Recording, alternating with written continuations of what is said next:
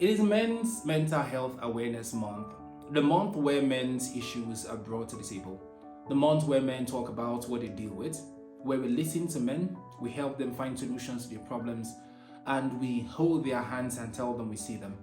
But the conversation have not been there.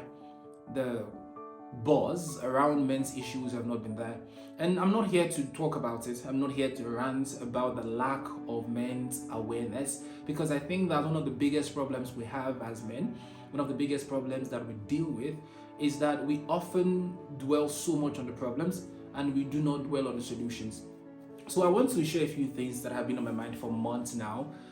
I haven't shared them officially because I have been going through them myself. But one of the things I'm learning is that in the process of making this content, in the process of talking to you, I am also talking to myself. In the process of making decisions for my life and sharing those things with you, I'm also sharing those things with myself and I'm learning in the process. And so there are a few things that I have been thinking about. I haven't intentionally been effective in doing those things, but I think I want you and I to start a journey together.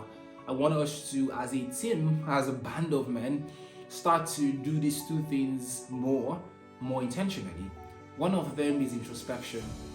I have been talking about silence for a long time now. Something I have always known, something I have always fancied, something I have read about and I intellectually understand, but I don't think I fully understand it experientially. When you look at guys like this guy, his name again eludes me, that talks about silence. There's a spiritual person. His name just runs out of my head right now. He talks about how we get to find ourselves in boredom. He talks about how when people go through stuff, what you need to do rather, is to sit down and let the silence inform what you're feeling. His name eludes me right now. Maybe in the course of this conversation, I'll remember and I'll tell you.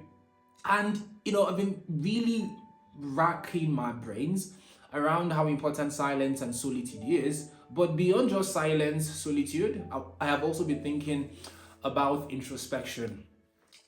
You watch footballers, let them use football because that's the sport I'm most interested in, or let's say basketball.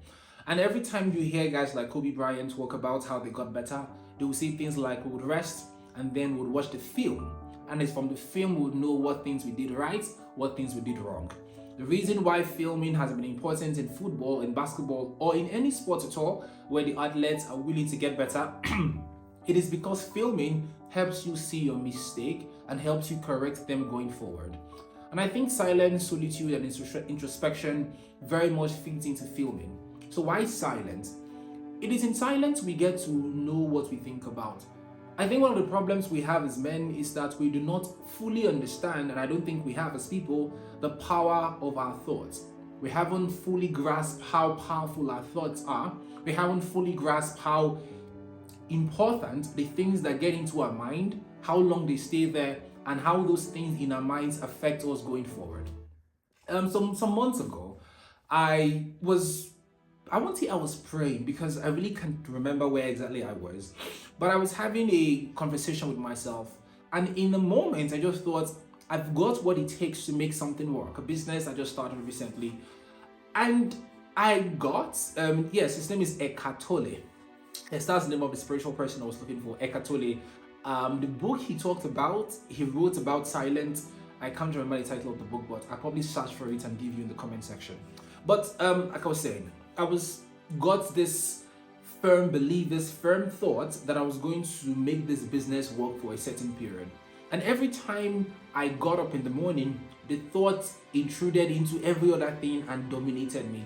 And so the more those thoughts became important in my life, the more they stayed with me, the more they dominated my thought pattern, the more I was confident that the things I thought about were going to come to fruition. And as I said, they did come to fruition, not in the time frame I had given it, but they later came to fruition. And so I got thinking, and it's important to say here, that we don't spend enough time being silent. Some years ago, I remember when my phone got bad, and everything else around me just seemed to moving at a slow pace. And then I realized we have been inundated and we've been force-fed, if I'm allowed to use that here, with a lot of busyness, a lot of noise, that we do not stay in silence to listen to the depths of our heart. We sometimes say we don't have time to do the things we should do. We sometimes, as men, say we don't have time to work out, we don't have time to plan for our businesses, we don't have time to do all the things that we know are important to us because we think there is no time. But if we dropped our phones, if we dropped all of the noises around us and just let the silence dwell, we'll realize that we have been so soaked in everything else other than ourselves. Silence and solitude helps us to sit with our feelings, to sit with our thoughts. I say sitting with our thoughts because the fullest version of ourselves, the real us, isn't what we do, it is the things we think about. It is our thoughts, more often than not, that inspires and influences the things we do. And so if you do not like the things you're doing, if you do not like the kind of person you're becoming, like I don't, what you should do now, instead of looking for solutions and scrambling around for what to work, going on YouTube to watch one video or the next on some hack, you should stay silent. Let the silence of your mind, most times which isn't silent, teach you. If you stay silent, shut out everything around you and let that moment, an hour or two of just being with your thoughts, if you let that moment be, you would realize how noisy your mind is. When we talk about mental strength, when we talk about growing and having mental resilience, we forget the place of meditation. And I think that's something the Asians and the Eastern philosophers and spiritualists have over the Westerns, because they understand the power of silence. When the Buddhists say things like you need to sit for minutes and hours to meditate, what they are saying is for you to fully grasp what is happening in your world and also happening outside of you in the world, you need silence. And so for us, the next few months, the next 6 months of the year, I want us to make silence a major part of our daily routines. I would easily have said meditations, but some people think meditation has some spiritual connotations. It really doesn't. Meditation is just sitting with your thoughts and letting the thoughts in your head fully gain resonance and fully get meaning. What do you think about most times? If you sat down to think about what you think about, to realize that you've been thinking about everything else other than what you should think about. And in silence also, we need introspection. It is in silence we see the things we do. It is in silence we understand the things we think about and the actions we make. One of the biggest ways to introspect has been journaling. And I know many of us don't do that. I don't as well. But it's important to journal your day. At the end of the day, ask yourself, what did I do today? What effort did I make to get to the place I want to get to?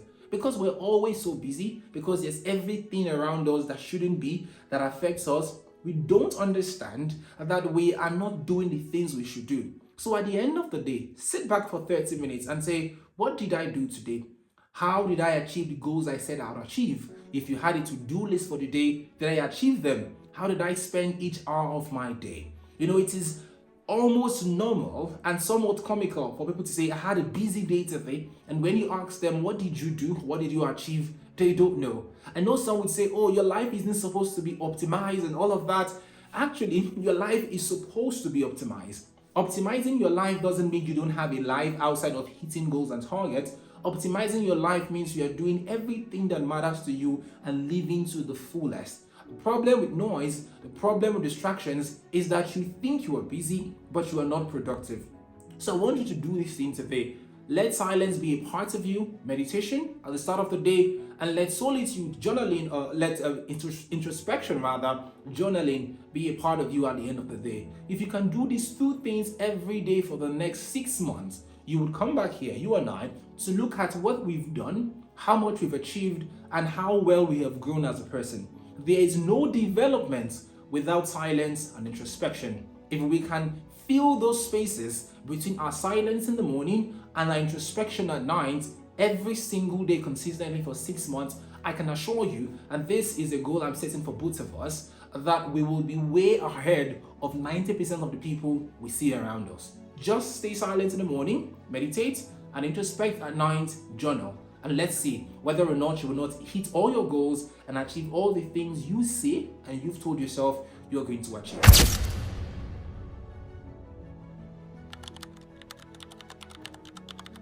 The other thing for me that I think we need to do, the second thing for me, is that we need to start being more optimistic.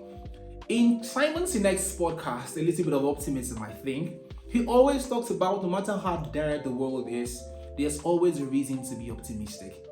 I say this because recently I've been thinking about the word settling. How, as people, young or old, men especially, we have big dreams, or we used to have big dreams as young people, things we wanted to do, our eyes starry, our hearts filled with joy and excitement. We wanted to conquer the world. Some people have conquered the world in some sphere, while the world has conquered them in others. For some people, for example, they've conquered the world in relationships and they found the bone of their bones, the heart of their hearts, and they're freakishly happy. For some, they've conquered the world in their careers. For others, they've conquered their world in their physics and every other part. But for many people, the world has conquered them. They have settled. All of the things they said they wanted to do, they don't think they can do them anymore. They've been beaten down by failures. They have been beaten down by poverty, beaten down by everything else around them. That's in their deepest of hearts, the flicker of excitement that used to be there has burned out. I don't want you to be burned out.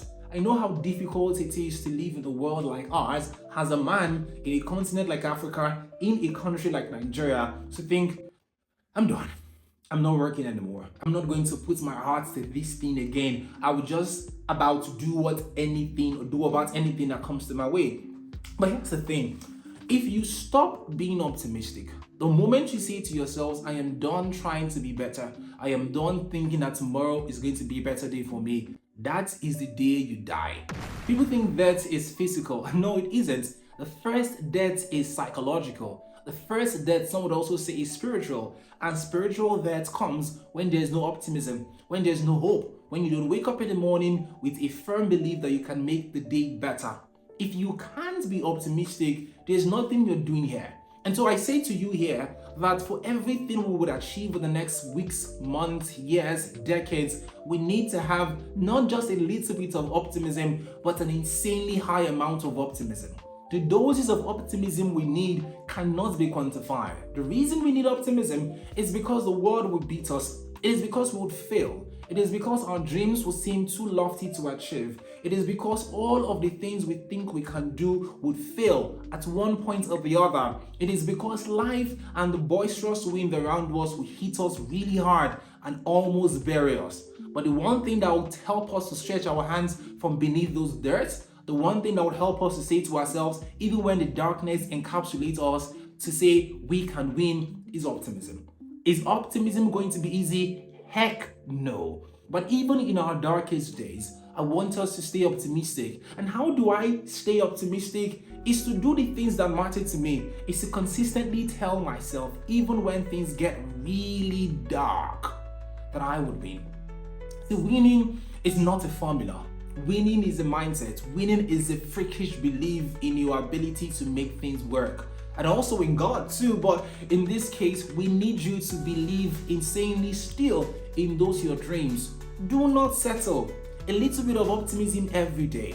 A little bit of optimism every minute, every single second will get you from the place of giving up to getting up. Will get you from the place of darkness to light. Nothing will change, guys, if we are not optimistic about the next day, about the next project, about the next hustle, about the next thing we are doing. What separates us, who would win and are winning, from those who have given up is that we consistently have hope and we're optimistic. So I say to you today, if you want to, and I trust you want to do this, get to the next level of life, and I'm expecting that as a team and as a community we will do that, you need to be optimistic. Don't give up. Don't throw in the towel. Every morning when you wake up, no matter how dark your night was, no matter how boisterous the wind is, no matter how much trouble surrounds you, say to yourself, I would win today. Would it be hard? Yes. But can we do it? Double yes. So let us have not just a dose of optimism, but a truckload of optimism to go about our day, to go about our week, to go about our month, to go about our years.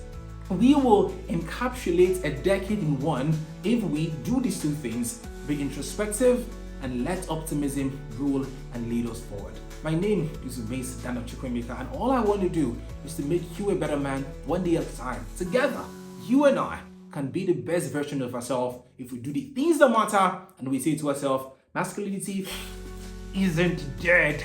I'm excited to talk to you again and see you again tomorrow. Deals I'm out. Bye, people. Yes, something you also need to do: like, subscribe, and share. Tell your friends. I'll make sure to do this as consistently as I can. Bye, people.